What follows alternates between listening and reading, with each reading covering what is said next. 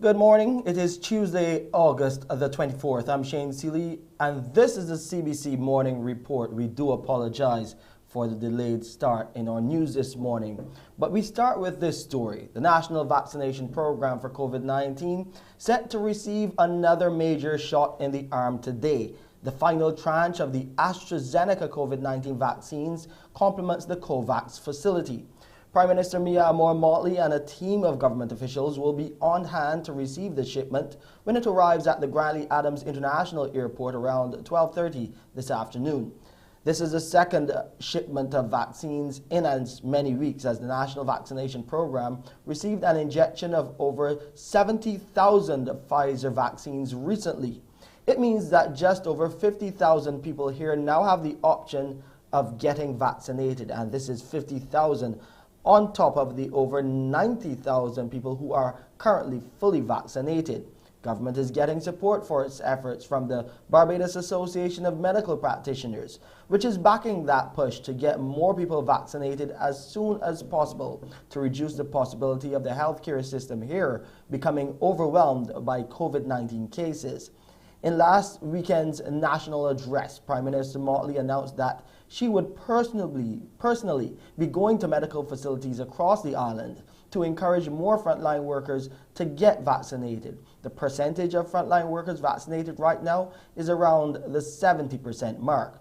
Vice President of BAMP, Dr. Adana Grandison, supports the move and has been analyzing the current state of COVID-19 in Barbados and the region with me here on the Morning Report.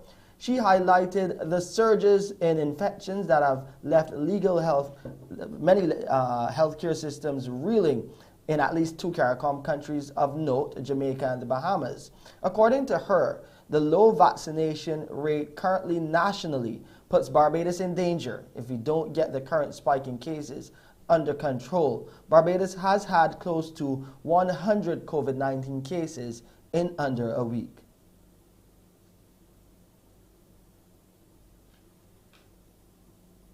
Certainly, if we are starting to go towards a prevalence of 10% within our population, 7% within our population, we need to be increasing our measures. And it's simply because, one, we have a very highly unvaccinated population. Barbados has now broken just over the 30% mark in terms of vaccines. We're not even close to 35% or even 40 or 60 or 80 or what we would really like to even start that conversation about herd immunity. But certainly with such a large population of unvaccinated persons, it means that we have the potential to become overwhelmed just like Bahamas, overwhelmed just like Jamaica, overwhelmed just like some of our regional brothers and sisters. We are in the middle of hurricane season, and with every potential hurricane that comes our way, there's always the potential for devastation, which means that persons will be placed outside of their comfort zone. They may be placed into shelters. Shelters means gathering. Gathering means there's an increased potential for spread. These are some of the things we want to mitigate. So our recommendation as BAM is that we really want to encourage everyone to really follow the science. I appreciate the fact that it can be scary. This is a very quickly evolving scientific space. I get that. But now is the time, if not before, to go out and get vaccinated. Dr. Adana Grandison there speaking to me here on the Morning Report. We'll take a break here and come back and look at the local COVID-19 numbers and the regional and international COVID-19 situation.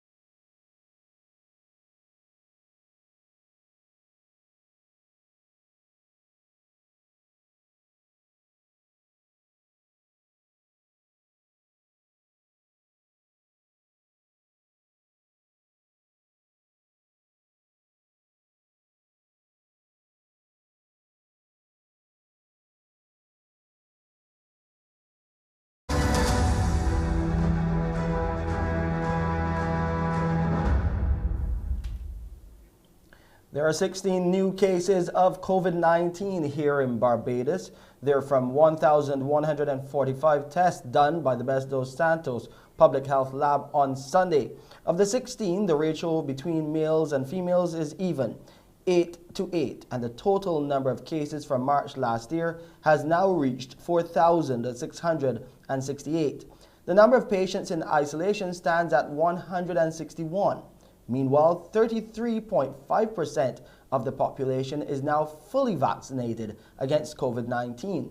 That equates to 90,675 people receiving both doses of the vaccine. Another 103,200 people have received one dose of a vaccine so far.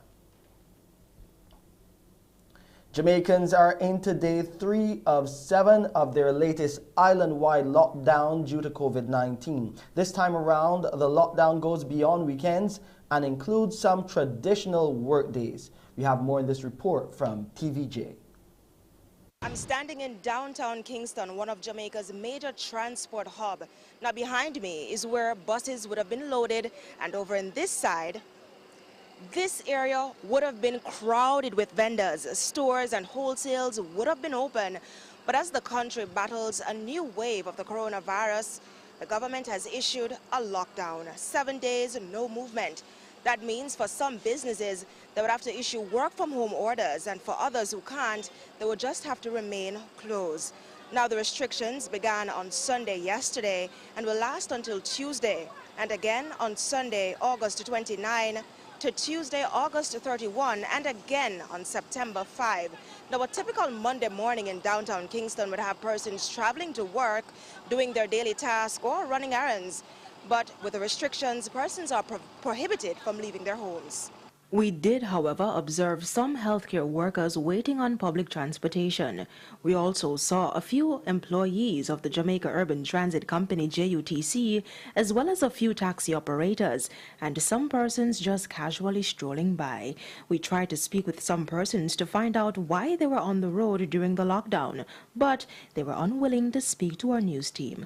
But over in St. Thomas, a different scene. No one was spotted roaming the streets, except for this goat. Since the beginning of the pandemic, Jamaica has recorded over 60,000 total cases. More than 17,000 were reported in the past month. Last Wednesday, it was revealed that 22 COVID samples tested positive for the Delta variant. Some big news coming out of the U.S. The United States Food and Drug Administration has given full safety approval to Pfizer and BioNTech's COVID-19 vaccine in a landmark decision that will allow leading U.S. employers and universities to mandate jabs. The FDA's decision brings about the first U.S. government license for a vaccine against the coronavirus that causes COVID-19 and which has killed more than 628,500 people in the U.S. since the pandemic began.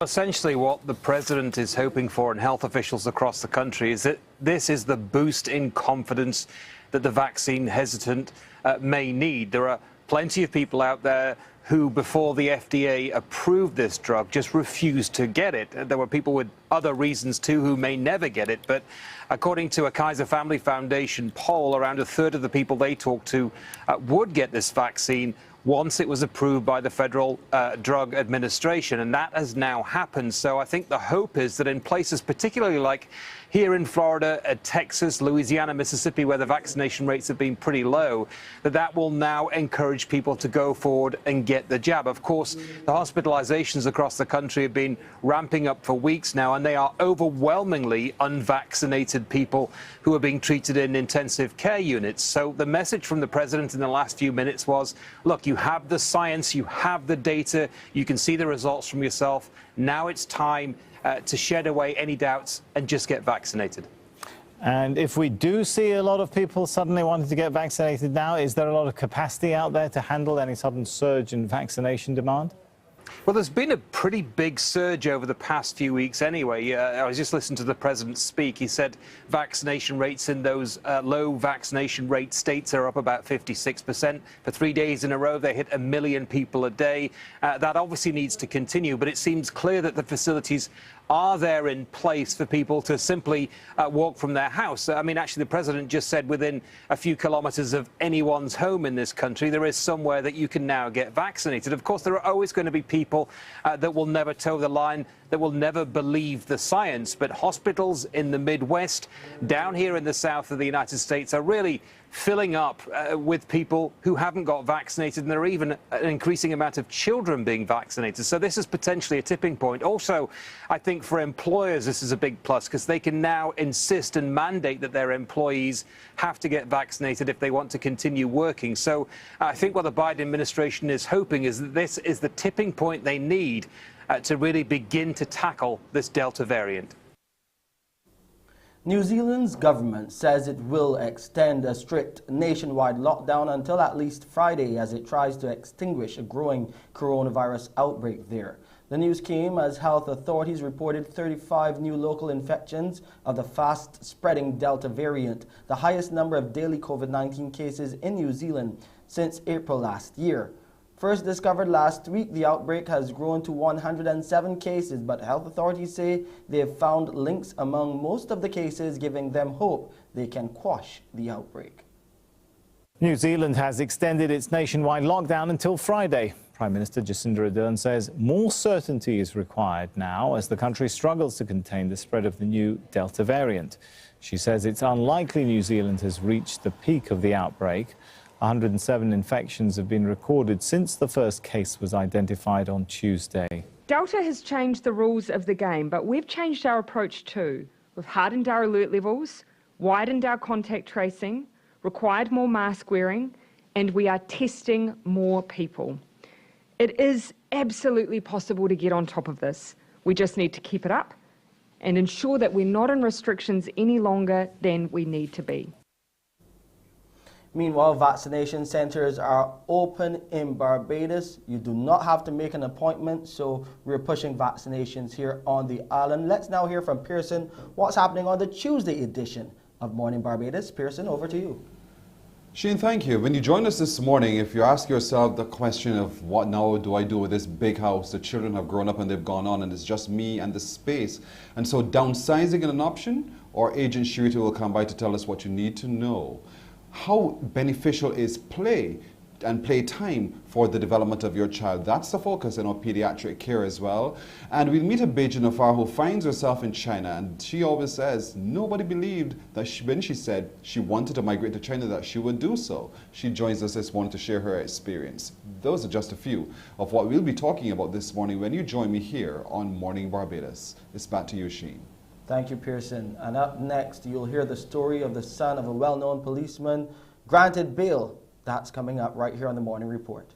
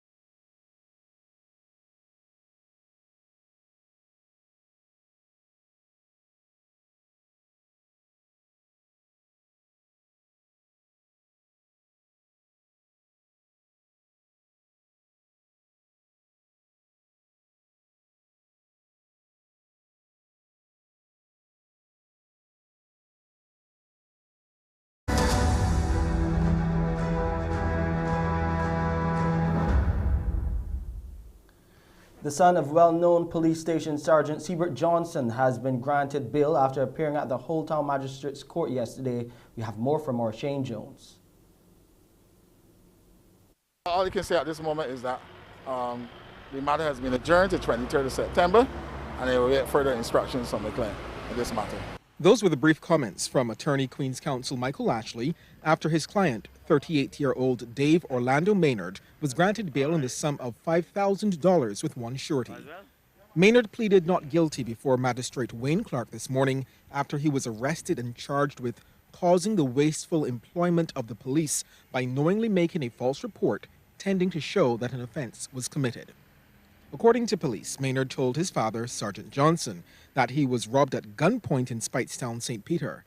Sergeant Johnson then made a public appeal on radio, and the incident was carried in the media and formally reported to police on June 1st. Following that, formal and internal investigations were launched, and police say they showed that the accused made false reports. Maynard is scheduled to return to court on September 23rd. Shane Jones, CBC News. Over 100 boys have benefited from remedial sessions undertaken with the Babs Reading Clinic since its inception back in 2018. The founder, Dr. Astra Bab, provided the update after receiving a donation of books and branded polo shirts from Pastor Dale Haynes. This year's program was held virtually for the first time. Here's what Dr. Bab had to say. This year, we had to do it online because of COVID. And we had to scale down because some children were suffering from online fatigue. But anyhow, this is, it's usually 5 weeks. This time we did it for 3 weeks so that the children would not get, too frustrated. How many did you cater to this year? This year we catered to 15 boys. Last year we catered to 80. And the year before we catered to about 85.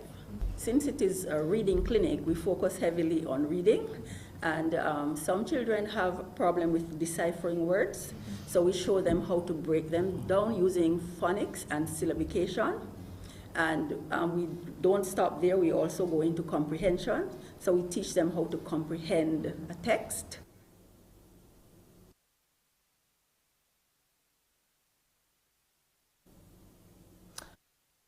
Haynes shared some details about the items he donated. We have some polo shirts with the logo of the Bab Reading Clinic and my book, looking at Over to You, motivational and developmental book.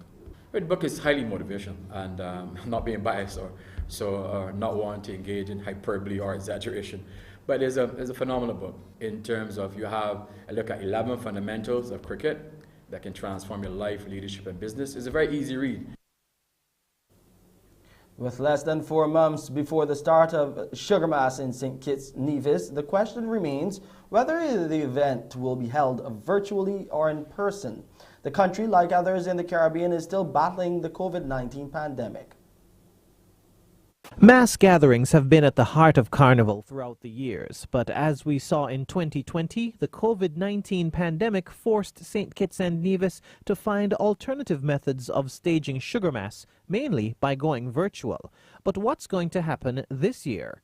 In an exclusive interview with ZIZ News, Chair of the National Carnival Committee, Shannon Hawley, said right now it's too early to say Sugar Mass 50 will be a virtual carnival. However, they do intend to keep some virtual aspects, which proved to be successful last year. So what we're doing now is we're putting together a calendar of proposed activities. Once that is complete, which will be very shortly, we will then meet again with the National COVID Task Force and then decide a way forward. However, what I can say, Jason, is that last year we had a very successful virtual carnival, and I'm sure that you could recall a number of new initiatives that we created last year in the face of the pandemic. And this year it is the intention to build on that. So I am not saying at this point, and I don't think it is fair for any of us to say at this point, that we will be having a virtual carnival. But what I can say is there will be a virtual aspect, because I think the virtual aspect was really important in getting St. Kitts Carnival on the map, not only regionally but internationally. Let's go over to Afghanistan now, where the Taliban will not agree to an extension of the evacuation mission from that country and is warning of consequences if it is prolonged. U.S. President Joe Biden has said the airlift of Americans and tens of thousands of others from Afghanistan's capital is accelerating, but he would not rule out extending it beyond the August 31st deadline he set before the Taliban's swift takeover. The U.S. is not ruling out the possibility that it might extend the U.S. military presence in Afghanistan after August 31st, and that's because the U.S. has said that it is committed to getting all U.S. citizens and those Afghans who worked with the U.S. government or with U.S. organizations out of the country. Certainly the fact that they were able to get some 11,000 people out of the country in the last 24 hours raises the possibility that they may be able to complete that mission before August 31st, but anything can go wrong. And so even though the Secretary of Defense, Lloyd Austin, has suggested that the time is not yet ripe to have that discussion with the president, who would have to authorize that extension, no one in the U.S. government is taking that possibility off the table. What has not been addressed is whether this matter has come up directly between the Taliban and U.S. officials, particularly the Special Envoy Zalmay Khalilzad, who has been engaged in political discussions with the Taliban leadership.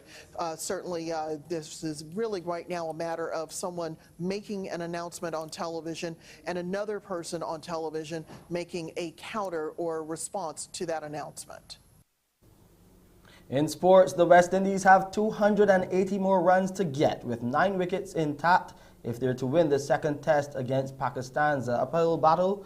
But it will happen during today's final day of play at Sabina Park in Jamaica. Set 329 for victory, the Windies will resume day 5 on 49 for 1 in their second innings. Kieran Powell is the batter, gone for 23, whilst skipper Craig Brathwaite is on 17. Resuming from their overnight first innings position of 39 for 3, the hosts were skittled out for just 150, giving the visitors a handy 152-run lead. Jermaine Blackwood top scored with 33, as only 4 batsmen reached double figures.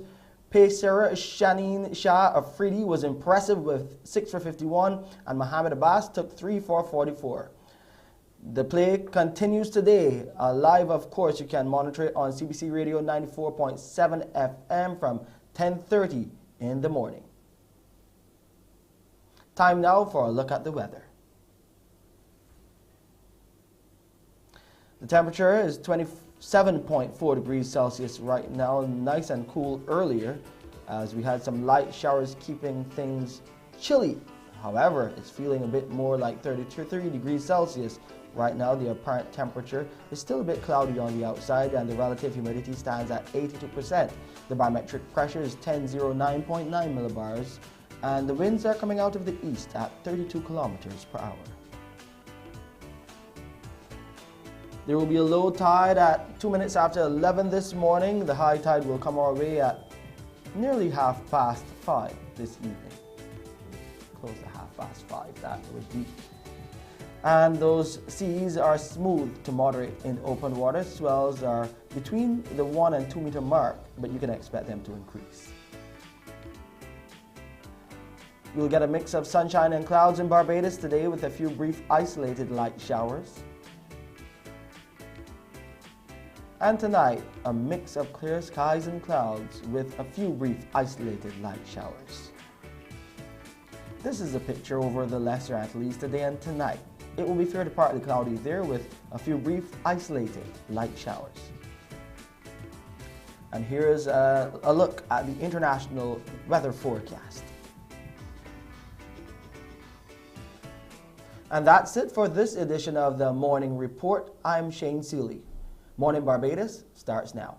Wake up, wake up, wake up, wake up. Barbados, get up. Good morning. Good morning, Barbados. Good morning. Good morning to you. Good morning. Morning, morning, morning. Good morning to you. Good morning. Morning, Barbados. Good morning.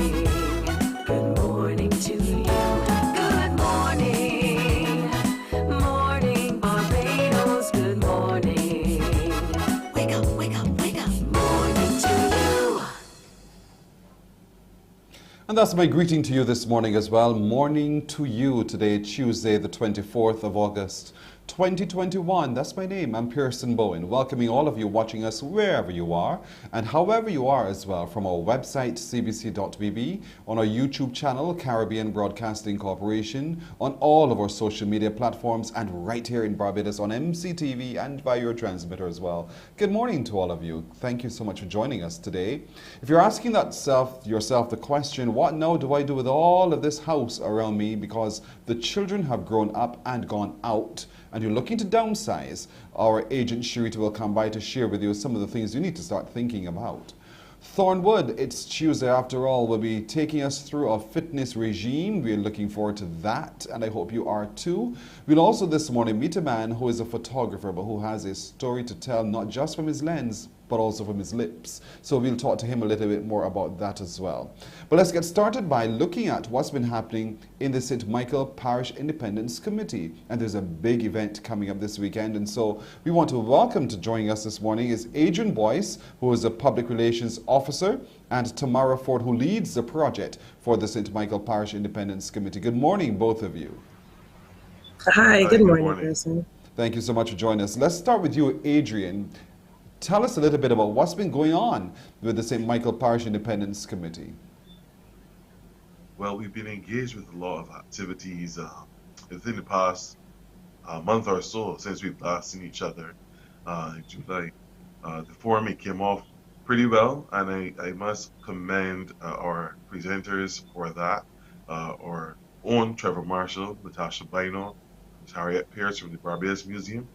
They had presented so much, well, really a wealth of information for the persons who were in attendance, both physically and online. And we've been also trying to reach out with our community service day that we've had just at the end of July. I think we've had covered a lot of persons who would have been in need of care packages. COVID-19 has really impacted a lot of families and devastated them. So where we could, we tried our best. We've reached out to a lot of individuals within corporate Barbados to assist us. And right now we're into August. In August, we have a good set of activities coming up. I think tomorrow for sure we'll be able to enlighten you on two others. But at this time, we're doing our best in trying to reach out to everyone. Well done. I'm glad that the folks in St. Michael as well are responding to the effort. So Tamara, he called your name, he invoked your name. He said, Tamara will tell you about two of those events. I know this weekend ends with something really fantastic. But leading up to that, what else can you tell us, Tamara, as Miss Project Manager? Well, actually, we would have had an event planned for Sunday that passed, but because of the weather, we had to postpone that event. So that event is actually coming up September 5th. And that event is called Small Business Pop-Up Market. That will take place at Weymouth Grounds, as I said, on Sunday, September 5th from 9 to 5. We're able to reach out to Alicia Springer, who is the event planner. She actually has her own business, Teaser Skincare. And you can actually check her out on IG. And she is doing so much fantastic work. And this event really is just to showcase young entrepreneurs. And we really need to have more events like this because with COVID and everything that's going on, everyone has been really stuck. So one thing that we really wanted to promote, especially for the PIC, is how the young entrepreneurs are really getting through this battle with COVID and different restrictions and protocols that we have, and how we're going to push forward. Right. So I hope everyone will be able to join us September 5th and have a great time. So it's a police club, the sports club there in Weymouth, in that pasture right there. It's September the 5th. It's a free event to the public. And would these entrepreneurs simply be from St. Michael, or is this open to entrepreneurs? No, they won't. This is open to everyone. But what is so great is that we were able to actually get some young entrepreneurs to be a part of the event. So we'll be able to highlight not only St. Michael, but from all of the parishes. So I really hope everyone is able to come out to that event. How are you going to, are you in any way reducing or restricting the number of people in any particular category?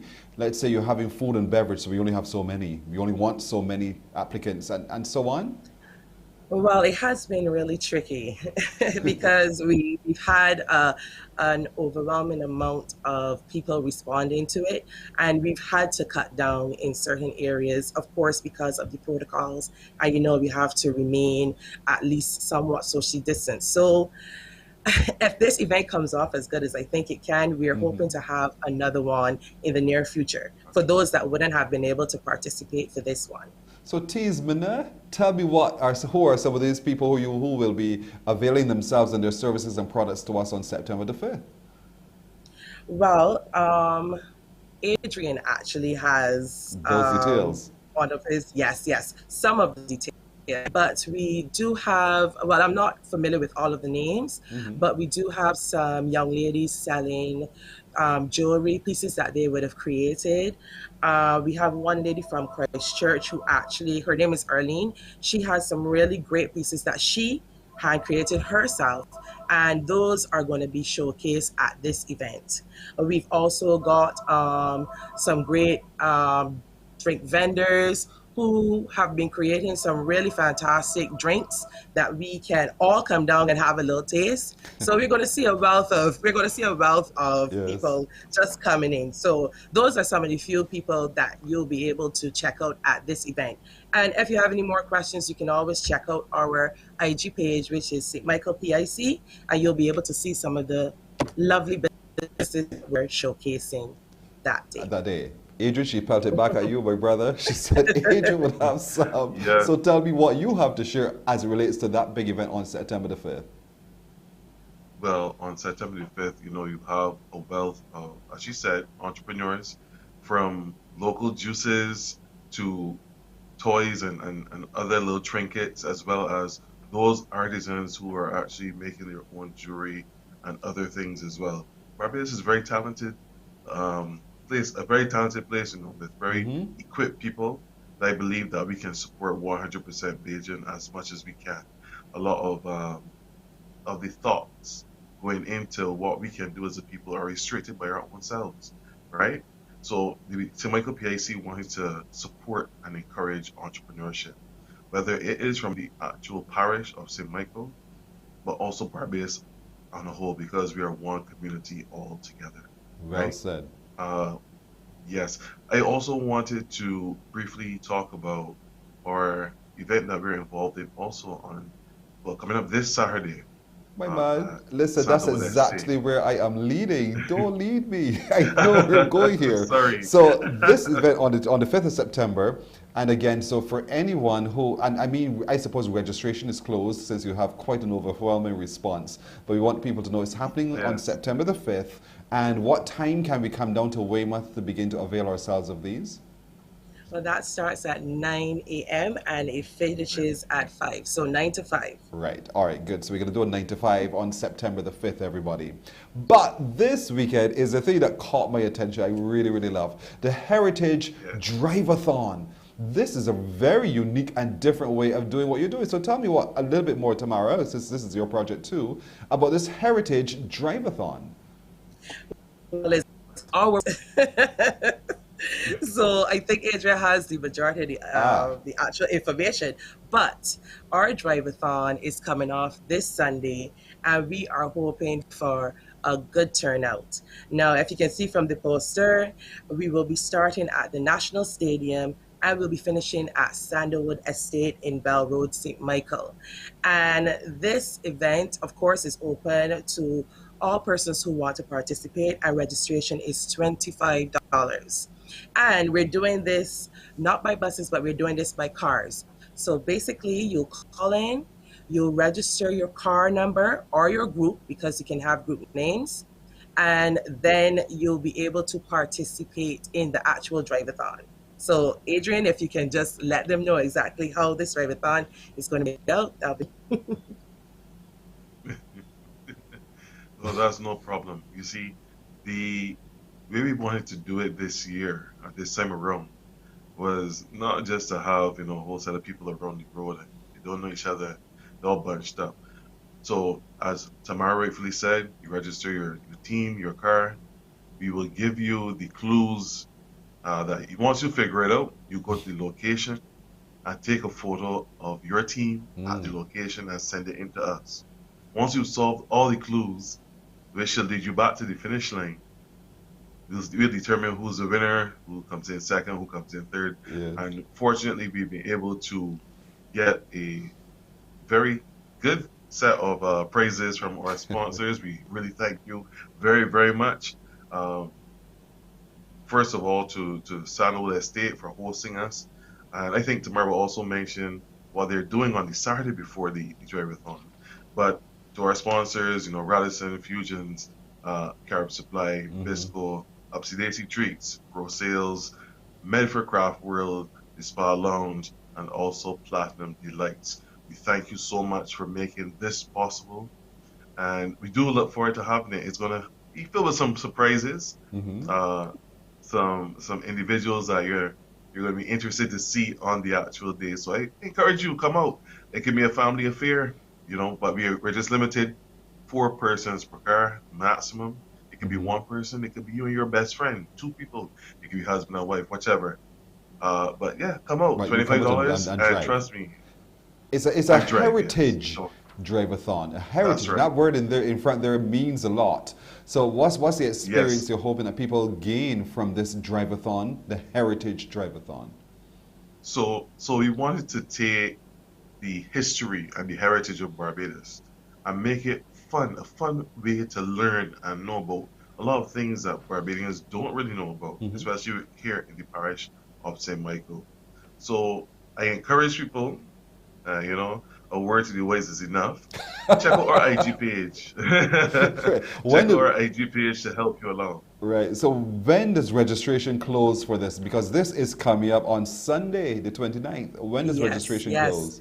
So what we're doing is Go ahead, Tamara.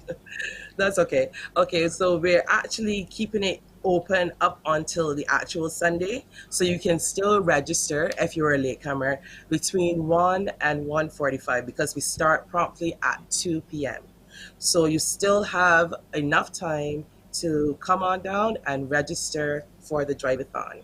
And one of the great things, yes, and one of the great things about this drive-a-thon is that we were able to discover a lot of new places while we were doing our research, and this will be able to highlight some of us can really push and promote our heritage and all that we in Barbados have to offer, of course, in the parish of St. Michael. Yes. So I hope everyone that's available can come to the National Stadium, 2 p.m. on Sunday, and have a great time with us. You're going to love the prizes that we have. All right. And then there's another event that Adrian claims is going to be happening as well. What can you tell us? Yes, that actual event is actually the Saturday. So that will come the Saturday before the drive-a-thon. So that is an event called from the Exotic Barbados Plant Group. And this takes place, as I said, Saturday the 28th, and it also takes place on Sunday. So it's 2 days, and you're able to come on down to Sandalwood to participate. So you got a whole host of plants from $5 up. Some of the most exotic plants you could ever think of. And this actually spoke to me because I am a plant lover.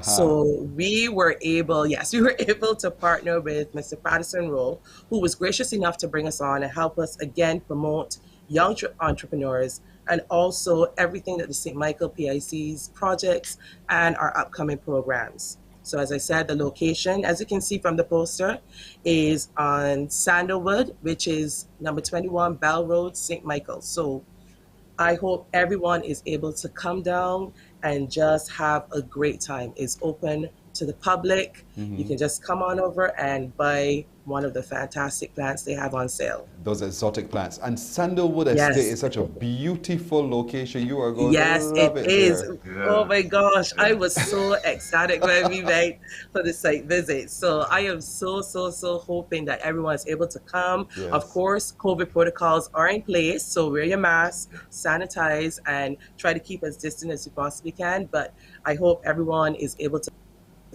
It isn't just for St. Michael, this is for everyone. Indeed, So, that exotic plant sale will be at 8 o'clock in the morning, Sandalwood Estate there at Bell Road in St. Michael, just off Hudson turning, you know, make that right turn there by Kelsey, make another right turn when you see the big church, the Berean church, and you go through there. Yes. And you are good to go heading towards Sandalwood Estate. It is a beautiful location. All of these activities are so rich and so full of fun and things to do and things to learn as well. I want to thank both of you, really. And it's a good plan, a good way to end the month of August for real. Yes, so this Saturday and Sunday we have the exotic plants, and then on Sunday we have that Heritage Drive-a-thon. A lot to do, and then coming up on September the 5th is that big expo, Small Business Expo as well. So yes, we're really pushing this. So I don't know where you find the time, but you're doing it very well. Adrian Boyce, the Public Relations Officer of the St. Michael Parish Independence Committee, and Tamara Todd, who's a project manager with all of these activities as well. Thank you, both of you young people, and I wish you much success in your activities. Thank you. Thank you so much. Thank you as well. You're very welcome. Morning Barbados continues right after this break. Morning, morning, morning. Good morning. Good morning to you.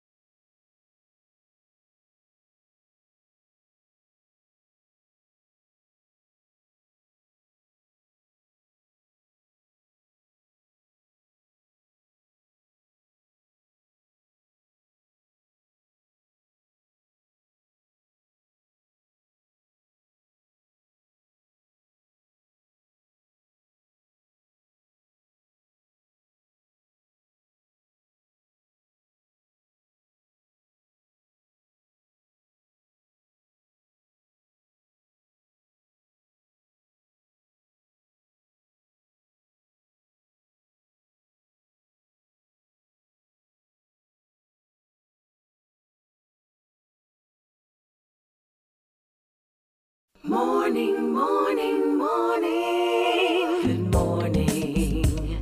Good morning to you.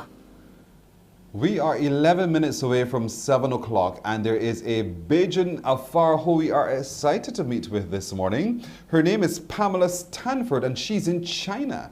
Good morning to you, Pamela. Morning, Barbados, and thank you for having me. You're very welcome. I was going to say ni hao, but I don't even know what that means myself. Yes. So Ni I'm hao. not trying it. So here we go. Ciao, ciao. Okay, don't confuse me. So here we are now. You're in China. I love your story because you're from Boscobel, St. Peter's, and northern people stand up. I'm a northern boy myself. And you went to the St. Lucie Secondary School. I was introduced to you by my friend Rhonda Hines Graham, who says you must meet this lady. She's in China. And now there you are. And you said nobody believed you when you said you were going to migrate there. Why? No, they did not. China is so far away. Most Barbadians, they would go to America or the UK. So to go all the way to China, and I was not coming here to study or anything like that. I was just coming to find work and live, to experience the culture, basically. But weren't you scared? Because that takes something out of a person to say, you know what? I'm going to move into an unknown place. I don't know their language. I don't know how I will do, but I'm going there. What was it within you that made you come so comfortably to that decision? My faith in God. I always believe, I put my trust in Him all the time. And I always say to myself, it's either a daring adventure or nothing. So, I'm just going with the grace of God. What happened, Nothing ventured, That's it. nothing gained. I see behind your head there your little memorial to Barbados. I love it. Indeed. Is that a place that you look to ever so often to say, you know what, that's where I'm from? Of course. I see myself as the ambassador for Barbados here in China. Listen, I just noticed your hairstyle. Tell me about this. Yes, I wanted to look more Chinese, just immersing myself in the culture. But how has it been though, immersing yourself? Are you comfortable? What makes it uncomfortable? COVID. Why do you say that? COVID happened. But before that, I was truly enjoying myself, truly enjoying my experiences of not only immersing myself into the Chinese culture, but also traveling solo to other East Asia countries like Vietnam. I've been to Philippines, Malaysia, Singapore. I've been to Japan, South Korea, just all over, just traveling. So I've been experiencing the whole Asia culture, not just the Chinese one. Your life is so storied to be so bold to leave this little island to go over there and throw yourself into it and doing very well. You're teaching English, I'm told, but you have no clue about how to speak Chinese. So exactly. How are you coping? Because when those little curious eyes come back at you and they give you that question that says, huh? And then they say it in their own language. How do you understand what they're saying and talking about? I use this Google Translate.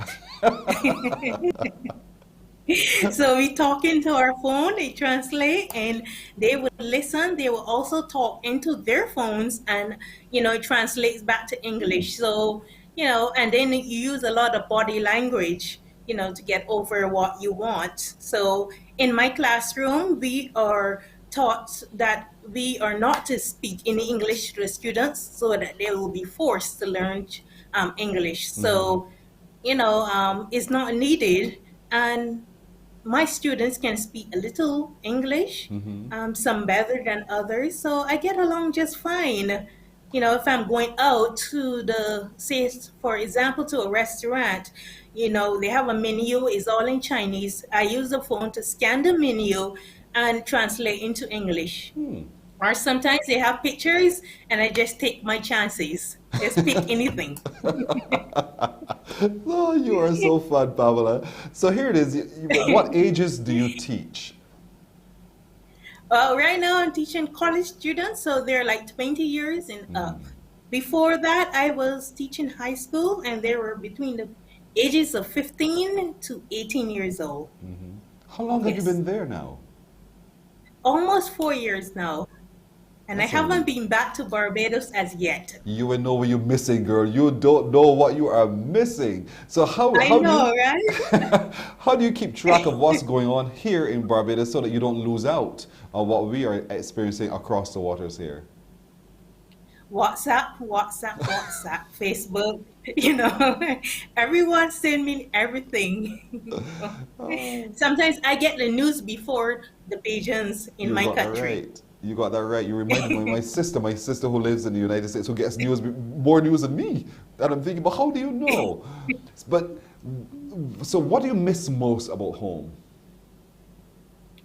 My family, of course. I miss my family and friends. I miss my church. I really do miss praise and worship with my church. I go to the Salvation Army Church in Chapel Hall, St. Lucie. And if you're familiar with the Salvation Army, you know the drums and the cymbals. So I miss hearing the drums. I miss dancing and fellowshipping with my sisters and brothers. Oh, that is... So isn't there a Salvation Army near you in China? Not in mainland China, but Hong Kong. When I first arrived here, I went over to Hong Kong to go to church there. So yes, I did that on my first arrival, because the city that I lived in before, she's like next door to Hong Kong. So it was easy for me to go there. How do you feel about being in a space where people are of a different color? They look different, they sound different. How do you find your footing? How do you feel? Do you feel odd? Do you feel comfortable? Not at all. I fit in with everyone. And my students in particular, they're so very friendly. And they're like, to the age that, that they can bond with me and stuff, and they think that I'm just 25 years old. So they think that I'm, yes. So they always think, I'm their big sister. So they help me with everything. They go everywhere with me. Whatever I need, I can call on my students. So I want to say hello to some of them because some of them are here listening to us right Ah, now. okay. So that's great. In terms though, what makes you most uncomfortable about China though? I'm curious. The fear of foreigners with the COVID going on. They fear that we bring the virus here to China and stuff. So you find that Chinese, when they see a foreigner, they would like cover their nose or put up the mask over their face. Or sometimes they won't want to sit next to you on the bus or in the metro or something like that. So I don't like that part. Yeah, that for me could be pretty annoying too, but hey, it's home. It's Yes. home for you now. So in your house, Yes. just out of curiosity, you have the Bajan bits, but how is your home like home in Barbados for you? Have you done the blue and yellow curtains? You have things Barbadian all over the place? Not really. My school provide my housing, so everything by the school. They pay all my utilities and everything is furnished by the school. So I don't do too much change to my apartment. I think home is where your heart is. So my heart Amen. is right here, my chest. So I'm at home. Good. Do you get to cook Bajan food? Sometimes, but I don't like to cook. I'm easy. And food is very, very cheap on campus. I live on a campus. Yes. And we have over 20 restaurants here. Plus they have like barber shops, they have supermarkets, it's like a village. So anywhere basically, you can buy everything here. There's shops, there are snack shops, there are coffee cafes. Everything is here on campus, so I can just buy the food. It's very cheap, less than Barbados dollars. You can get a complete meal. Why we're cooking? True. So what do you say when your students and your friends ask you about Barbados? What do you say to them? Oh, I plan entire lesson plans around my country, Barbados and the Caribbean. So I always teach in her. I always teach my students, to dance. I show them how to walk up like a Bajan. And they try. I show them how to play cricket, road tennis. We do a lot of Bajan stuff. I show them how to make tamarind balls, sugar cake, Yes. everything Bajan. Look at them And trust dancing me, to some that. of them are Look, more. hey, and they're actually dancing to the song made very famous by one of our colleagues here, course. former colleagues, the Summer Body. I was telling this Yes. on. This is sweet. Look, they're trying. They're doing very well. You've done very well yourself, Pamela. And so, quick question: if you were to come home to Barbados right now, where's the first place you'd like to go? I'll probably go Cherry Tree Hill, up to Near top of home. Martin Lewis Hill and just look down at the East Coast. I Yes. miss that scene, and I will go to the Animal Flower Cave and sit right. If you go to the Animal Flower Cave, they have some like benches that you can actually sit and watch the waves crashing against the Indeed. ocean. I just miss saying that. I want to just go there to see that. All right. Pamela, your excitement is so infectious. Thank you for representing Barbados so very well over there in China. Thank you for joining us this morning as well. It is our immense pleasure meeting you. And I want to thank my friend Rhonda Hines Green for introducing you to us as well. Every success for all that you're doing there in China as well. Thank you for joining us. Thank you too. You're very welcome. Have a good morning indeed. We're a minute after 7 o'clock. We're taking a break here. When we come back, we'll share with you the news.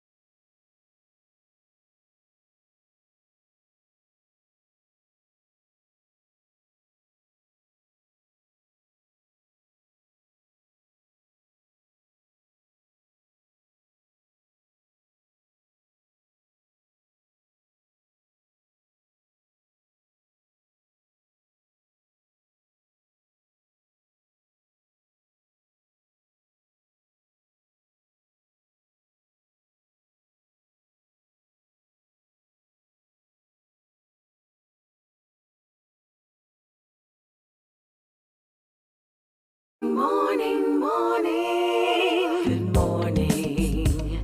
Good morning to you. With a look at the news, here's Shane Seeley.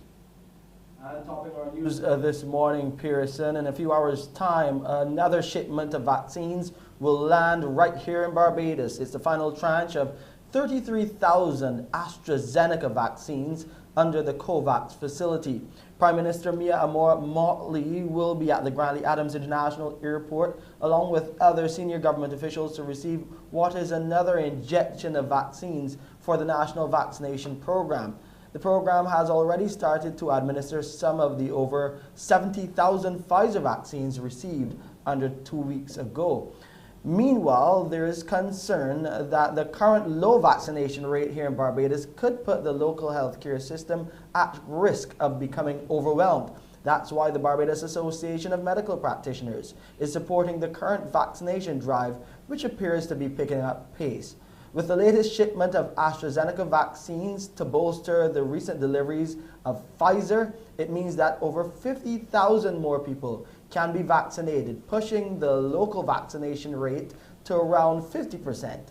BAMP's first Vice President, Dr. Dana Grandison, says more people here need to get vaccinated to avoid what is happening in Jamaica and the Bahamas, where hospitals and the healthcare systems are buckling under the pressure of COVID-19 cases. She spoke to the recent rise in COVID cases here, with Barbados recording close to 100 cases in about a week. Certainly, if we are starting to go towards a prevalence of 10% within our population, 7% within our population, we need to be increasing our measures. And it's simply because, one, we have a very highly unvaccinated population. Barbados has now broken just over the 30% mark in terms of vaccines. We're not even close to 35% or even 40 or 60 or 80 or what we would really like to even start that conversation about herd immunity. But certainly with such a large population of unvaccinated persons, it means that we have the potential to become overwhelmed just like Bahamas, overwhelmed just like Jamaica, overwhelmed just like some of our regional brothers and sisters. And speaking of Jamaica, people living there are now into day 3 of 7 of their latest island-wide lockdown due to COVID-19. This time around, the lockdown goes beyond weekends and includes some traditional working days. We have this report from TVJ. I'm standing in downtown Kingston, one of Jamaica's major transport hub. Now behind me is where buses would have been loaded, and over in this side, this area would have been crowded with vendors. Stores and wholesales would have been open. But as the country battles a new wave of the coronavirus, the government has issued a lockdown. 7 days, no movement. That means for some businesses, they would have to issue work-from-home orders, and for others who can't, they would just have to remain closed.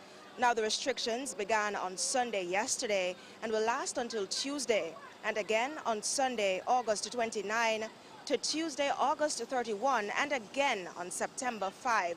Now, a typical Monday morning in downtown Kingston would have persons traveling to work, doing their daily tasks, or running errands. But with the restrictions, persons are prohibited from leaving their homes. We did, however, observe some healthcare workers waiting on public transportation. We also saw a few employees of the Jamaica Urban Transit Company, JUTC, as well as a few taxi operators, and some persons just casually strolling by.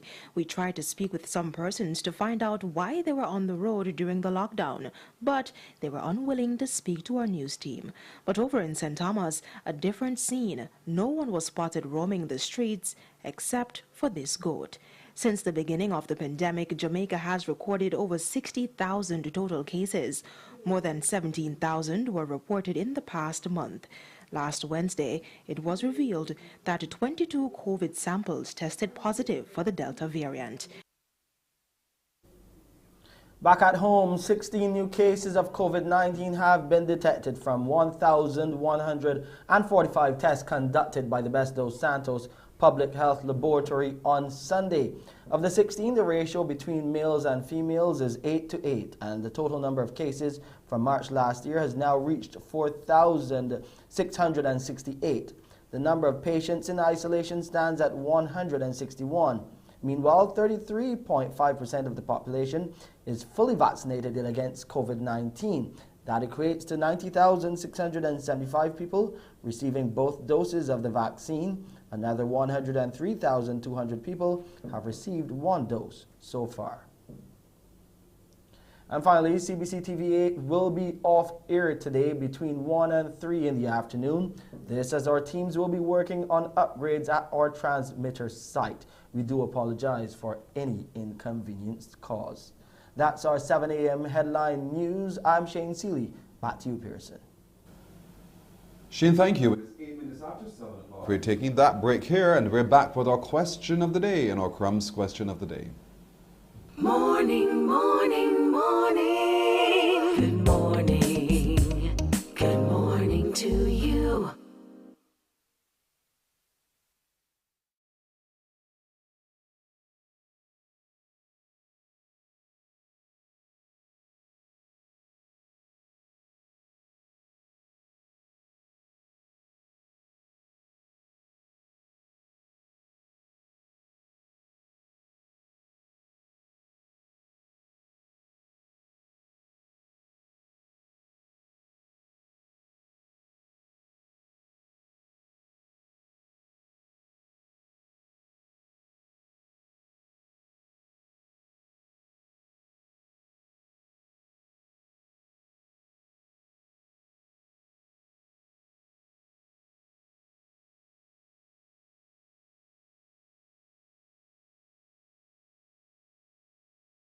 Morning, morning, morning. Good morning. Good morning to you. Are you ready for this? Are you ready to give me a call now on 228-5562 or 228-5563? Because you have a chance to answer me correctly today's crumbs question of the day and to become a winner. So 228-5562 or 228-5563. It's 10 minutes after 7 o'clock. It's time now for today's crumbs question of the day. And so here comes that question. What year was Barbados first occupied by the British? In what year was Barbados first occupied by the British? A little bit of history for you. 228-5562 or 228-5563. Simple, simple so. In what year was Barbados first occupied by the British? 228-5562 or 228-5563. All of you history buffs should know this. Easy so. Good morning to you. Hello. Morning, Pearson. How are you? Good morning. How are you? Good morning, good morning, good morning. It's time to rise and shine. Yes. I hope you're doing fine. I'm so all right. 228-5562 or 228-5563. The question is, in what year was Barbados first occupied by the British? What's your question? 1627. You know your history. So 228-5562 or 228-5563. Let's give you something really delicious baked products from Crumbs Bakery. Good morning to you. Hello. Morning, Pearson. How are you? You are far away. I'm well. Thank you for asking. Yeah. How are you doing? I'm all right. 1627. What parish are you watching us from? St. John. St. John. All right. And your answer is? 1627. 1627. I don't know. I wasn't born. What happened in St. John? Pardon? What, were you born in that time? No. So how you know? I read it in history. So everything you've read in history you believe? Well. Or do you question it? Answer me. So in the year 1627, you believe Barbados was occupied by the British. Do you know where, if so, since you read your history, where the British landed? At home, Jamestown. Okay. Do you know who it was? I can't remember who it was, though. All right. Well, you're right, though. Here. Thanks very much. All right, thank Stay you. right there. You're welcome. Stay right there on the phone. 1627 was a year in which Barbados was settled, they say, by the British. Stay on the phone. Thank you, Mr. John. You've won yourself today with our Crumbs question of the day. We're going to take a break. And when we come back, you meet a man whose eyes are so good, he captures it in photography. Morning, morning, morning. Good morning. Good morning to you.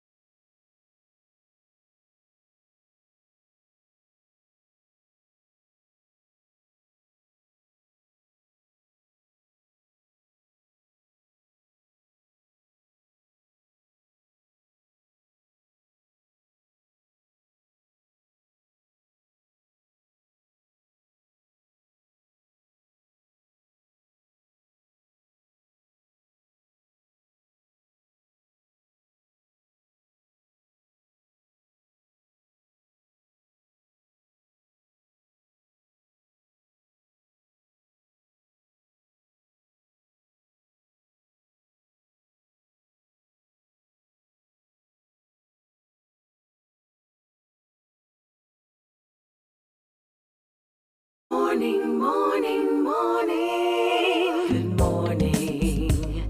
Good morning to you. 14 minutes after 7 o'clock here on Morning Barbados, we meet a man right now. His name is Bradley Benskin, who has loved photography so much that as a youngster, he took up his flashes to his father's cameras, broke them, got some warm lashes, and has not put down the camera since. Bradley Benskin, good morning to you. Good morning to you, Pearson. Do you remember that day? Good morning to Barbados. Yeah, that is true. You got some good warm lashes, but your curiosity was what it was all about. You saw the lens, you saw the flashes, you saw everything. You thought, let me try this. And in trying this, look at you now. You are a storied photographer. Yes, indeed. Oh, yes. Go ahead. Journey. It's been a journey. It's been a dream. Yes, that too. It's been a dream come true. Photography is something that I've always been curious about from the time I was 6, 7 years old. I took my dad's camera. Often he would hide it, and I'd find it at that age, and I'd go. Obviously, it was film back then, so you would know that if you happen to take the film out and expose it, then all the exposures are gone, and film back then was expensive. So to make up for it, Dad would give me some warmers to remember not to take it to film. Pretty much. But that didn't stop you at all, because all the way through, you then found yourself at the Carnival School and in the photography lab and in testing every single thing, because you wanted, I suppose, to immerse yourself in the whole art form. Yeah, at school, around 14, 15, we had a technical drawing teacher, Gerald Phillips, and he was an avid photographer, and by chance we discovered the dark room. And from day one when we went in and we saw the enlarger and we started to really get familiar with it, it sparked from there. And I didn't own a camera. Well, at that time, more modern camera.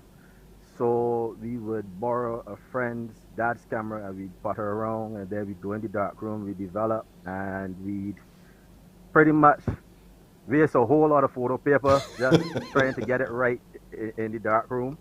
All a learning experience and a lot of fun. From that first exposure at Carnival School to real photography, it went from there, and I've been involved in photography in some aspect, whether it be behind the scenes, behind the lens. Don't do it in front of the camera. I'm not photogenic. So I do all my work behind the scenes. So yeah, from then till now, it's almost 30 years of doing this thing. So yeah, it's been a hear long this time. now. We're looking at some of your work because your work has been showcased around the world in some very big places as well. And what do you see when you took this picture? What were you seeing? That reminded me of me as a little boy, because I had a bicycle similar to that. And growing up in the country, because I'm originally from St. Thomas, growing up in the country with those nice, quiet pathways and the canes growing on either side, you just have that whole space to explore by yourself. And it just brought me back to that point. You see, the beautiful thing about photography is that it takes you back on journeys, and capturing those moments forever, you can reminisce and go look back, and it often brings back those good warm feelings from way back when. Even when you're having a bad day, you pull them out. Right. They just take you to some place else, and you just have a whole different vibe by the time you're done. So that is what that image means to me. Took me back to my childhood. To your childhood. You say that in all that you do, you don't believe in adjusting the color. You try to take it as naturally as you see it as well. Why do you hold that point of view? And incidentally, the image that was prior to this one was my dad. Or is my dad. That's whose camera? Who gave you the lashes? Yeah, that's the man that gave me the lashes. That's the man. That's one of the few images I have of him, actually. Yeah. That actually won a bronze at NIFTA. Oh, when fantastic. I entered NIFTA in 2018. So, yeah. And this one, just a drip of a ship. Yeah, that one just happened. Yeah. My nephew actually prompted that, because I have a nephew. He's 10 now. When we took that, he was 8, and on that day he tricked me out of my DSLR, because I gave him a small British camera. And he said to me, "Uncle, it wasn't working," and he took it. I said, "What? How many doesn't working?" So I took it and I gave him. I said, "Hold this for me." And then when I turned around, he's smiling and he has the camera, and he was like, I said, "What are you doing?" He said to me, and then we looked out to see. I said, "You see it?" He said, "Yes." I said, "Take it. Let me see what you can do." And I said, I'll copy you." And he took one, quite not similar to, but not exactly like mine. And I took one, but what I did is I shot that in black and white. So that image, really, I have to thank my nephew for. Wow. My nephew Shatari. He's now 10 years old, and he's going to follow my footsteps, because every time he comes by me, he doesn't steal film, he steals cameras. I like him already. He's definitely following in your footsteps. But your skill he's an avid photographer too, yeah. That's great. But your skill is challenged by the latest in gadgetry. Everybody has a cell phone, everybody, whether the lens are broken or not, and we all want to be snapping images, and we think ourselves to be a photographer. And your training tells you, no, what you're doing is just amateur, very amateur. That is a debate that causes controversy in a lot of circles. For me, yes, I am trained, but at some point in time, I too was that amateur who knew nothing about photography, who wanted to capture everything, who didn't have the discerning eye to determine what might make a good shot and what doesn't make a good shot. But then again, if you have a device and you are in a moment and you are there to capture that moment doesn't happen again. So whatever device you have and you are happy with it, then fine, that's your work, that's your image. You can showcase that you did the best you can with the equipment you had. Be proud of your work. I have training. I studied. I've got certificates from Museum of Modern Art. I've got certificates from Shaw Academy. I've got certificates from New York Institute of Photography. But here's the thing. At the end of the day, if I'm out there with all those qualifications and there's something happening, I don't have that thing to capture that moment, then really and truly, I'm just a guy with certificates. Yeah. You see what I'm saying? So, you have to remember, the history of photography started with a man boring a hole in a wall and projecting that image on his back wall. That was the first time someone captured an image. All those hundreds of years ago. And all we are doing is just coming back and developing the process, improving on it, trying new techniques. It's always changing. It's always dynamic. We've come a long way from a hole in the wall Yes. to what we have now, which is the technology that helps us to make better images. But the thing is that the person behind that camera, behind that lens, has to see those images and has to have an idea of what they want to capture. You can have the most expensive equipment in the world, the latest and greatest, but you don't have that vision, you don't have that, then you're just a guy with an expensive machine. You got that right. I discovered that early, so I put down the camera. I'm just a guy with an expensive machine. It ain't for me. So, but all of this vision you have and all of this great work that you do, you've displayed in Athens, in Lisbon, in Stockholm, Budapest, and Australia. But you just want to be able to showcase in the Barbados National Gallery. What would it mean to you to know that your work is hung in that space? The greatest thing that can happen to anyone of any nationality is to be recognized at home by their peers. Wherever I go or wherever my work goes, I am a Barbadian showcasing my work on the international scene. I am born and bred a Barbadian, and for me, there is no greater honor than being able to be recognized in your own country by your peers.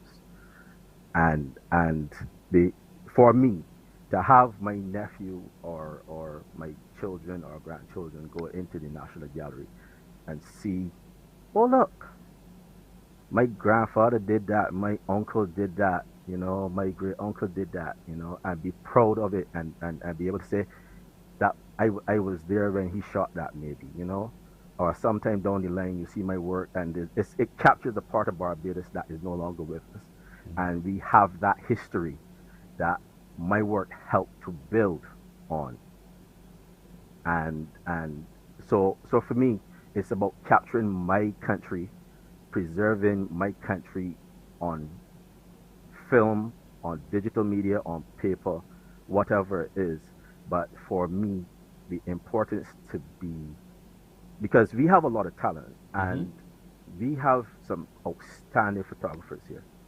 And I count them as giants amongst the international guys that I go up against whenever I enter international competition. So for me, being recognized by those men and women who have mentored, who have guided, who have taught me a lot about the craft is very, very important, because it would be my way of honoring all of those on whose shoulders I stand. So for me, that's the pinnacle of my work. Bradley Benskin, you got me good. You got me into my feelings, man. But thank you so much for joining us this morning. Your work is stunning. We can't wait to see it itself too being displayed in our national gallery. And I'm looking forward to that one day soon, should we all, God spare all of our lives, for us to be able to celebrate with you. Thank you so much for talking with me here on Morning Barbados And thank today. you so much for having me. It was my pleasure. All right, my pleasure as well. Bradley Benskin is his name. Note his work, because you will get to see it in an art space real soon. 25 after the hour. Quick break, and when we come back, we'll be talking to our favorite pediatrician. Morning, morning, morning. Good morning. Good morning to you.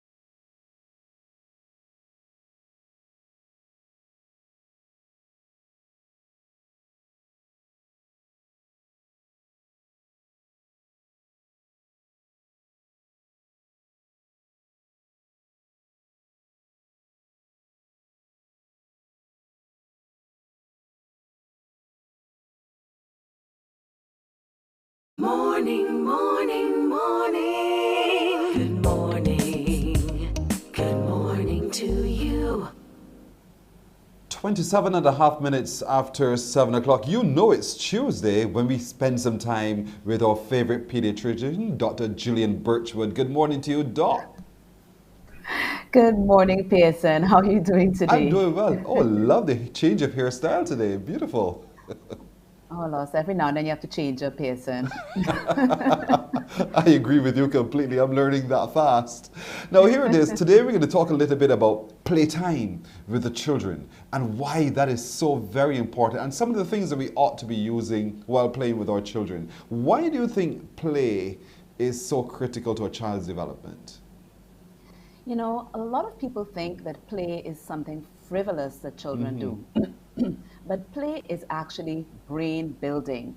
Children learn so much, their brain networks and wiring changes with play. And they learn about their environment. It sets the foundation for the rest of their lives. So play is important because it helps children learn how to collaborate with one another. So they learn how to get along with one another and how to communicate when they're playing together. It also helps for them to learn problem solving skills. You know, things like, does this round peg fit into the square hole? Okay. And it also helps them to learn how to be creative. You have to sit down and watch children play to understand the importance of the role in their creativity. You're so... Hello? You're so right, but you know, and we get deeper into what children can learn, but we as the adult and the parent, the caregiver, also pick up a few things too, whether or not our children are having some coping challenges and some other challenges that we need to be mindful of as well. So you pick all of that up through what people consider to be frivolous fun, but it's playtime where we both get to exchange as well. And you're quite right about the child, I think. And here I might tell the doctor she's quite right. I agree with you that, you know, that you develop that child's capacity to use its brain to create, to expand and explore, and to do so much, even at a very young age. So should I not, at baby stage, very young infant, should I not engage in play with the child then, or should I wait until this child is old enough to recognize things? Oh no, play starts from a very young age. It starts from just a few weeks of life when that baby starts smiling with the parent and the parent smiles back. The baby learns something called attunement, which is they become sort of involved with the parent, and it actually sets the tone going forward. So from very young ages, children are able to respond to play, and it helps them to develop. It helps them to learn how to manage their emotions.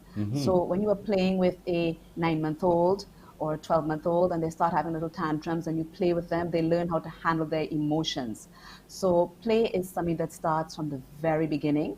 It becomes more complex as children get older, but parents may not recognize simple things like, you know, peekaboo as play, or, you know, babbling. You know, you're talking to the child and they babble back. There's this response, you know, I speak and you respond, the scenario that happens.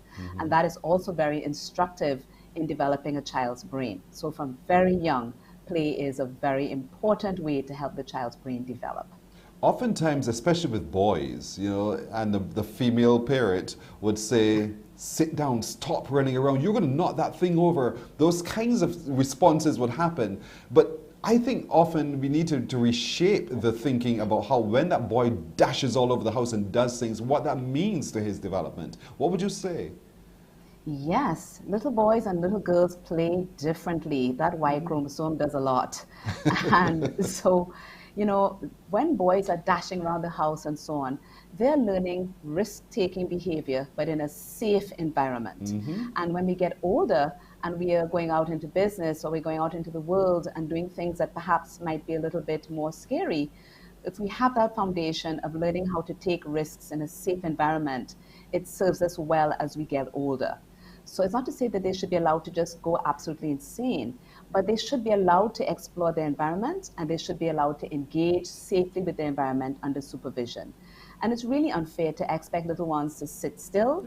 It's not in their nature. They're very curious, and part of play really enhancing their curiosity. So then what do we say to the girl child who just wants to sit still? She's not at all curious about play. How do we engage her? Well, the truth is that little girls may play differently, and they may explore the world around them differently. So, whereas a little boy may dash around, sometimes little girls might be more interested in sitting and doing, more dramatic play. They use their dolls, for example, to represent their family members. So they may engage differently, but it still is play which will enhance their development. So for those who might be a little bit shyer, because play you might think will come naturally to every child, but it doesn't always. Some children need to be encouraged to play suggested. You can sit with them as a parent and say, okay, let's have these blocks. Let's see what we can do with them. Can we stack them? I'll pretend to be this teddy bear, and you can pretend to be this ducky, and we can play a game together. So you can sit with them as a parent and bond and play and encourage them to be creative and imaginative, and show them that you support them in that. You just identified a few bits and pieces of toys. What other toys do you think would be effective toys we can engage in play time with our children? Well, it depends very much on the age of the child. So in the very young child, the best toy is your own face. They really love looking at your face and looking at all the different parts of you and learning you and learning your facial expressions. Parents really often don't recognize how closely their little ones watch everything that they do and every expression that they have. But as they get older and the executive functioning, which is the higher functioning the brain, becomes more complex, then what you'll find is that the toys will depend on the developmental stage. So if you are in the stage of discovering cause and effect, a very good toy might be one where you have a block to bang one block on the other. Or, for example, if they're playing with water or sand, that teaches them a lot, because it can teach them water is a liquid, sand is a different texture, they measure and react in different ways. When they get even older, then children will role play a lot more with toys like cars and dolls and so on, and Lego. And this really helps with things like their fine motor coordination, their logic development. This brick fits onto that brick. Yes. It teaches them science, for example, the law of gravity. They learn a lot. And so what toys would be effective depends on the developmental stage that they are at. Well, let me tell you, I was squirted with water, soaked from head to toe by the boys. It was not fun, but it became fun. And that's the whole point. Us adults engaging in playtime. Yes. Even as we get older, we still like to play. We have to admit it. So I love it brings out that fun side of us. Of course. You said, however, don't buy a tablet for your children. Why? I really discouraged parents from buying tablets and giving children overexposure to tech devices from a very young age. It tends to create one-dimensional play, because when you're playing with this tablet, there's a particular game, it will tell you these are the rules of the game and this is how you go through the game. Whereas if they're sitting with, they're doing free play, they're just blocks or a box or, cars, you will see much more three-dimensional, imaginative, creative play. It's not to say that they should never ever play on a tablet, but I think that that sort of play should be very restricted, because it does create very one-dimensional play. And it interferes with their ability to learn things like problem-solving skills and motor skills that come with more three-dimensional play. So I really actively discourage parents from getting those sorts of devices, because I really feel that it does impact on the children's development a lot. Point. I want to look at those children with either mental or physical disability. And sometimes, we just want to either put them away, or we think they're so fragile we could not. And talk to me a little bit about the value of playtime also for children who find themselves with mental or physical disabilities. Absolutely. They enjoy engaging in play, just like children who do not have the limitations that they may have. And although their play may be different, it is no less important for enhancing and optimizing their development. So children with physical disabilities, for example, you see how very great they are at problem solving when they play. and it helps them to learn how to interact with their environment in a way that's suitable for them. And children who have mental disabilities also very much engage in play, although it may be different. And it helps them to bond with their caregivers, and it teaches them a lot of the same sorts of things in terms of dealing with their environment and interacting with others, which may be beneficial in enhancing their development. So you're right, we should definitely not sideline those children who have differences or who have limitations, because play is a very important part of their development, and it has been shown to enhance their development just by allowing them, especially free play. I think that has been underscored strongly this morning, the value of playtime with those children as well. I love it. I'll tell you, if you know me, you know I love it. Engaging with the little ones, playing with them. It is so, I learn and gain a lot from that measure of interaction. Imagine the children, where they can have someone who can engage with them as well. Thank you so much, They Dr. love Birchwood, it. for joining. Thank you. Have a great day. Likewise, Dr. Gillian Birchwood is her name. She's a pediatrician of great note, and certainly she'll be walking through the development of your child with us every Tuesday morning here on Morning Barbados. We're going to take a break right here. When we come back and we're talking about downsizing where we live, our agent Sharita will share with us some ideas of how we can go about doing that. Morning, morning, morning. Good morning. Good morning to you.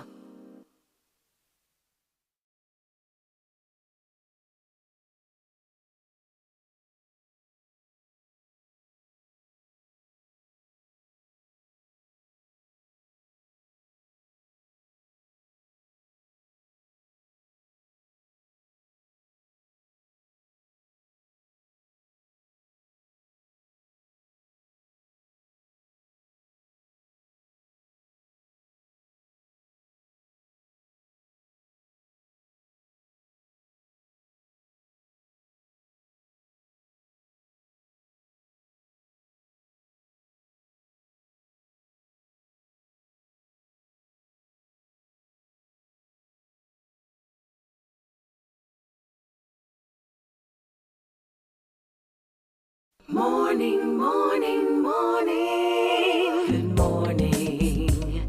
Good morning to you. It is 20 minutes now to go to 8 o'clock as we come by and meet up with Agent Sharita in our real estate segment now. Good morning to you, Agent Sharita. Good morning. Just the way you said hello made me smile. Good morning. Love it indeed. What a beautiful ring to the start of a morning. Now listen, there are many situations in which some people find themselves in spaces that are now too large because we'd have built the house to accommodate the children, but they've all grown up and moved out or gone off to college and university, and so many other scenarios. What do I do with all of this space around me because I can't cope anymore? Oh, yes. Well, a lot more downsizing goes on than you think. And as you stated, first of all, it tends to start with the empty nesters. You know, they've raised the 3 kids and they've gone off, got married, got their own children, and they're still at the house. You also have sometimes change of life. Yes. You may have had a big house with your 2 children and wife, but now you and your wife have decided to part ways. Do you still need that 3,500 square foot house? And then you have financial challenges. I don't need to tell you, with COVID and all that's going on and everything else. Persons who may have been making a $10,000 salary, $3,000, $7,000, all of a sudden you're not making it anymore. So then when you're getting those mortgage payments of $4,000, $2,000, $9,000, best to cut that down as much as possible. So that's where it begins. That's frightening for a lot of people. You know, a lot of people live on status. And so, you know, you're asking to, don't even go there, right? I have to adjust myself mentally, emotionally, and then get real. Because the reality faces me every day when the bill turns up too, for me to be able to pay it. So where do we start in beginning to downsize? And what are some of the things I need to be mindful of in this downsizing so that I don't move myself into a great position of discomfort? Well, first of all, you have to get to the point where you acknowledge that you need to shave things down, cut things down. That's the first step, the acknowledgement part.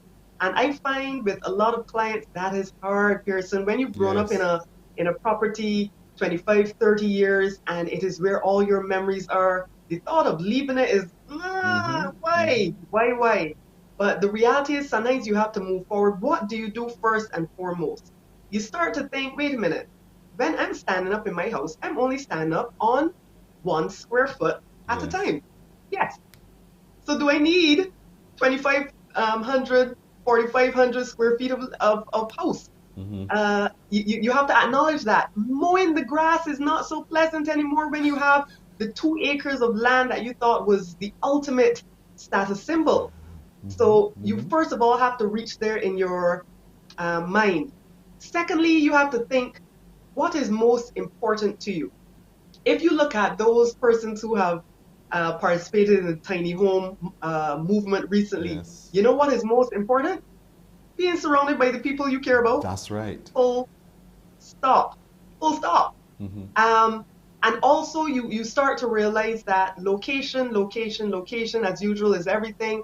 If you're able to find a much smaller space in a location that's desirable to you, in an area where neighbors say good morning, you will find that considering it as a place to move to is not difficult. So first step is realization, and then doing a mental checklist on what you can shave off without losing your mind. But then we get lost in the whole haystack of finding property. All well and good, I've made my decision, but I've got to find the right property. And again, because I'm not happy about leaving my childhood memories, I have to find this new property. How can a real estate agent help me manage my emotions and everything else right the way through? So that you don't lose that lifestyle aspect. Remember the lifestyle more than anything else, and location are what keep you going. That's where you start. So if you know you love waking up and going to Browns Beach every morning for your swim, don't go and get something in the north of the island. However, if you love animal flora cave walks, get something out there. Then you have to think about physical needs. You know that your knees are keeping noise. I can hear them. So don't talk about moving from a 5-bedroom house to a 4-bedroom house of the same size. That is not downsizing. You might need a ranch style home that is flat and has space and is in the location that you want. So that's what you take into consideration first and foremost. Then you'll notice that as you cut that size down, the bills will start to crumble as well. Yes. That $3,500 mortgage that you were paying might all of a sudden become just $2,000. And now you have freed up money to do something else, like travel when it comes back. We declare in the name of Jesus it's coming back. Amen. Cruise, or whatever makes you happy. So those are the things that you have to put into place. But even in downsizing, the children will, you hear the excuses, the children will still come by. When they come by, want to be able to have their own space. That is not changing. You're just accommodating yet again the thing that you want to get away from. Yes, correct. And that's the reality of it. I think once you sit down and work out, especially in Barbados, we're 166 square miles. We do not have to drive 3 hours to see you grand. You're 20 minutes down the road. Wherever you move, you may still be 20 minutes down the road. So let us settle that.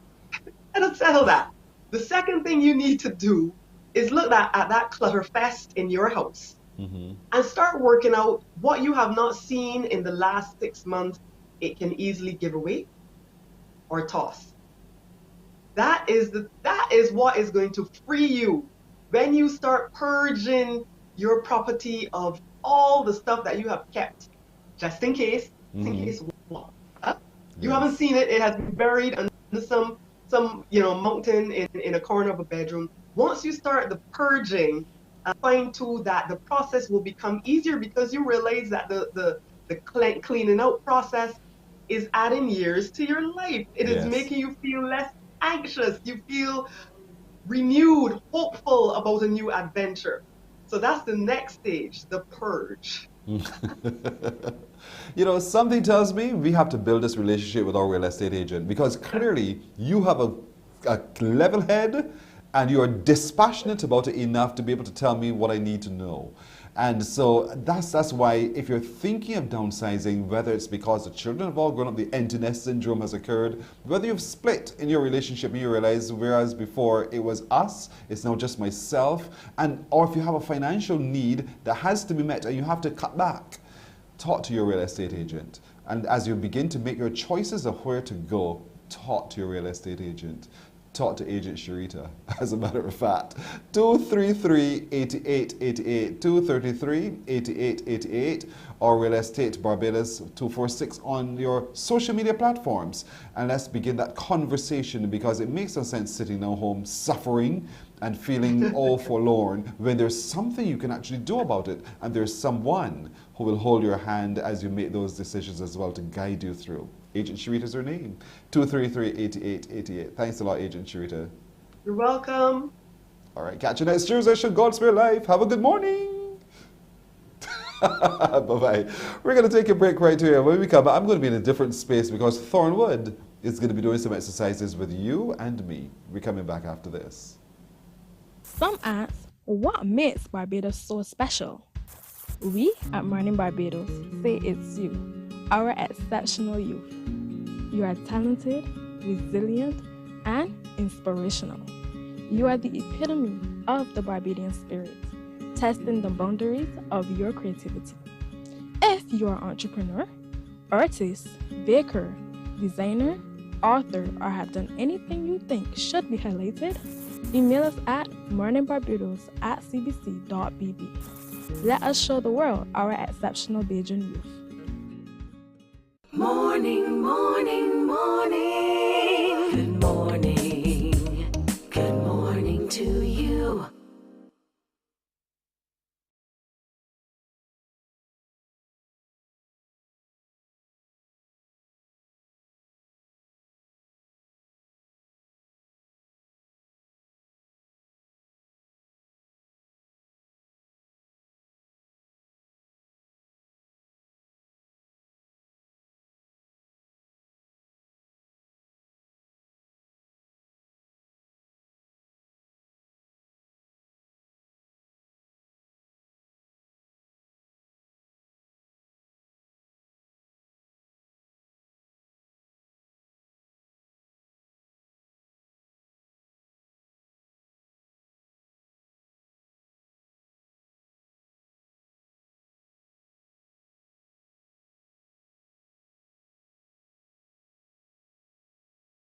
There is no place like home, but over the past year, home has taken on an especially significant meaning for most.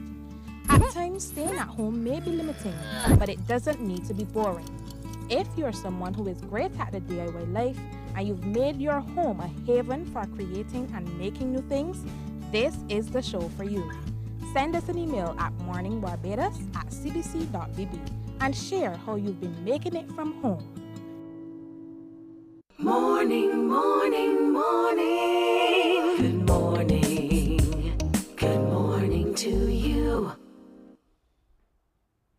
Alrighty then, we just got about 9.5 minutes to go to the hour of 8 o'clock. I told you I was going to transition into this space, standing next to this man, Mr. Thornwood. Remember? Morning, morning, morning, everybody. Yeah. You don't even know French. Comment ça va? Ah, ça va bien, et toi? Casse le mot, so don't butt your head. No, you put me on the spot. You put me on the spot. That's why I can put you on the spot with these exercises. Oh, now. Lord have mercy. So this morning, speaking about what Agent Sharita said, we talking about, you get those big houses and something you can't get up these stairs. We're going to be working some modifications. And funnily enough, that is on the back of, because people started about sending their questions of, what are some of the workouts that I can do in the morning that are low impact? I have bad knees, I'm a little older, that kind of stuff. So we're going to use this device right here. Called a chair. Called a chair, right? So invention. The first thing we're going to go through is a squat. It's like a box squat. You will be sitting down again every time you're a day. That's basically what a squat is. So generally, you can do this for 15 to 30 seconds. Down and up. Just going down, down, and up. And I'm a big fan of isometrics. Right. So you can go through this one first. Spirit side, right? Good form. So sit. All right, slide your foot forward a little bit. And just stand up. Stand up. What do you do with these? What do you do with these? Back down. Just back down. Yeah, raise your hands in the air like you just don't care. Yeah. All right, good. So the next thing we can add to this is an isometric. Can you tell me where I feel it? Were you feeling it? I'm feeling it here. Were you supposed to feel it when you're using your legs? Just want to make sure. All right, good. So what we can add to this is an isometric, which just means holding the position with no movement.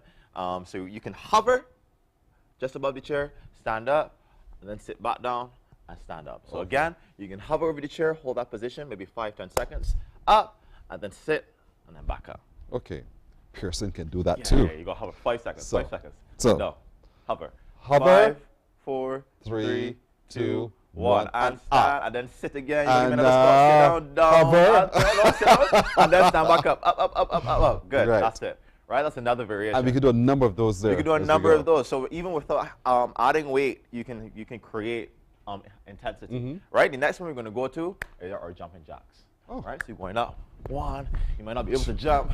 You might not be able to Watch the knees, you know, yes. you got bad knees. So we can go right here. You can have water balls in your hand. You can either go here. Oh, do a little dance move. do a little dance move, side Yeah. to side. All right. Right. Super simple. Person, you're not moving. Person. Oh no, I was doing it. I thought you were showing me. You ready? 3, 2, 1. Do right first. Oh. And 2, and 3, and 4. Four. Real simple. And Good, five. good. And 6. All right. He's Moving on dancing real here. quick because I know Pearson's a stickler for time. You got that right. So we want to get this down in like 10 to 7 minutes. This is really good. Next one are lunges. So you're going to hold on to the chair with your dominant hand or on either side. If you're left foot forward, you're going to have your right hand on the chair. If you're right foot forward, you're going to have your left hand on the chair. All right? 1 foot forward. If you do experience like more pain than usual, you can do something called like a medial lunge, which is just going halfway, not all the way down. You're going halfway down and up. So generally, like what I always say when we're talking about lunges, you want to make sure that your knee is in line with your ankle when you're going down. So you don't want any pronation happening right now. You're not really trying to stretch the knee or increase range of motion. Just going right down and up. Using your hand, down and up. There we go. 3 more. 3 and 2 and 1. Just if you do it on your right, you got to do it on your left. So you got to switch The sides. next side. There we go. Put the other foot forward. The other foot forward. Ready? Good. Go. 1, Then 5. 2, 3, 4, 5. Good. We got 6 minutes left, right? 6 minutes left. Moving on to push-ups now. Cool. Right? So Pearson, you're gonna get on the ground. Cool. Right here. Chest Go up. ahead. Oh, very good. That's Very what we're doing good. now. All right? Ready? Beautiful, beautiful. Do it Your again. turn. Do it Ready? again. Right. Do it One more. again. Yeah. One more. Right. Ready? Go. 3, 2. You know I still get it? Do it one more time. All right, so we're moving on to the chair. This will make your push-ups a lot easier. If you cannot do it at this level, you can find a wall. There's no shame in using a wall. It's all about building that strength to move on to the next thing. Hands on the chair. And I'll show you the beauty about this after we move on. We're going down, super easy, and up. So because the chair is elevated, you don't have as much weight. Keep your body going into your straight. push-up. Keep your body straight. Push away from the chair. 150 push-ups, Pearson. 50 push-ups. All right, 1. 49. 50. 48. There we go. 47. Listen, I at work. 46. 45. 44. 43. What's the Keep back point? straight. 42. Oh. 41. You gotta lead with your chest, Pearson. Lead Oh, with your wait, chest. what was I doing? What was I doing? You're dropping your hips a little Was bit. I? So you don't want your hips to drop forward. Oh, right? okay. You want to think that you have almost like you have a board from your shoulder down to your ankle, maintaining a straight line. So if you can get it from the side here, try not to drop your hips forward. Oh, maintain a yes. straight line down towards the chair and push away. I told the man I have no coordination. That's He still didn't believe me, you what we're know? here to learn. We can teach you coordination in about 5 minutes. Let's go. So, chest. Lean, chest, yes. Lead with your chest. Chest. 2. Let me go. We go for 10. Arms 3, hurting. 4, 5. 5 more. Let's go. And 5. Looking good. 4, 3, 2. Keep the chair stable. And 1. Good. So the beauty I about will this. never do that again. The beauty about this is that this can double as your plank position. Yes. All right. So you can either hold here, and if you're feeling, if you're feeling a little like challenging, you can turn the chair on the lower surface. Do your push-ups down here. Yes. Or hold your plank position down here. Now, what I like to do with my plank position, I don't like to just tell people to just hold the push-up position. I want you to push away from the floor, something called protraction. So that's a slight rounding off of the shoulders, so you're not just sunken in here. You're pushing in away from the floor and engaging the core area, right, or your abdominal area. Just holding that position. So how long if you can hold this for, Pearson? Till you're finished. We got 4 minutes. I can hold this till you're finished. We got 4 minutes. Pearson, so you can hold it till we finish. No, I don't mean that. I don't mean doing it. I can talk to you then, you know. So give me a throw. Let's say 15 seconds. 15-second plank, Pearson. Shake it off. Shake it off. Yes, because that push up just now was something else. Let me go. Plank Olympics. Okay. Let's go. Let's go. Hold Okay. it, guys. Count with me. 1, 2, 3, 4, 5. You got to push away, Pearson. Push away from the floor. I'm doing 6. that. Straighten your arms. 7. Oh. 8. Lift your hips. 9. There we go. 10. 5. Looking good. 4, 3, 2, 1. All right. No, that was easy. I thought you were going to hold it longer. That was easy. That was easy. That was easy because of the incline. That was easy, man. Okay, all right. Let me go for the ground. Let me go for the ground. Let me go for the ground. All right, let me go. We're doing a plank. I need to breathe. No, there ain't no breathing happening right here. We get into the plank right now. We hold the plank for the last segment. How long? A minute. How long? A minute plank. 30 seconds, Pearson. 45 seconds. 30 seconds. There we go. 30 seconds. 35 seconds. 35 seconds. There we go. All right, 35. Ready. Down. All right, guys. So we went from the chair. I can go down a little bit just to get Pearson a little. Hey, but you too? Oh, you and me. All right. We hold in this position. All right. This is to add a little bit more intensity. This is also like an isometric. This Well, I is done. Hey, look at the time. Look at the time. God, you got my crew down here, Pearson. You have my crew laughing at me. We're supposed to be down here. And you're doing it very well. I'm waiting on you, Pearson. We're supposed to you can go back into your plank position, but you said you agree to 35 seconds. We need to at least be here for 35. You're I feel like 20 show seconds has gone. You're showing right, off. No, if I was showing off, I would be in a handstand. Right? So we're here waiting. Right? We got like 10 seconds to go. Count up for me, Pearson. Pearson, get back 10, in the plank. 9, Oh, boy. 8, 7, 6, 5, 4, 3, Pearson left me hanging. 2, 1. All right, you good. can collapse. All right, guys. So, just another, simple piece of equipment that you can use. You have seconds. You have seconds left that you can go through your exercises. Keep sending your questions to califit246@gmail.com. And that's the same thing on Instagram and Facebook, Califit246. We look forward to your questions. We're going to be uploading those videos, especially this one, Pearson, working out today. This one is a dope one. This is a great one. Thank you guys for watching, and see you next time. As I'm out of breath, this is where we leave you for today. Thank you so much for joining us. Catch you again tomorrow. Take care, everybody. Wake up, wake up, wake up, wake up. Barbados, get up. Good morning.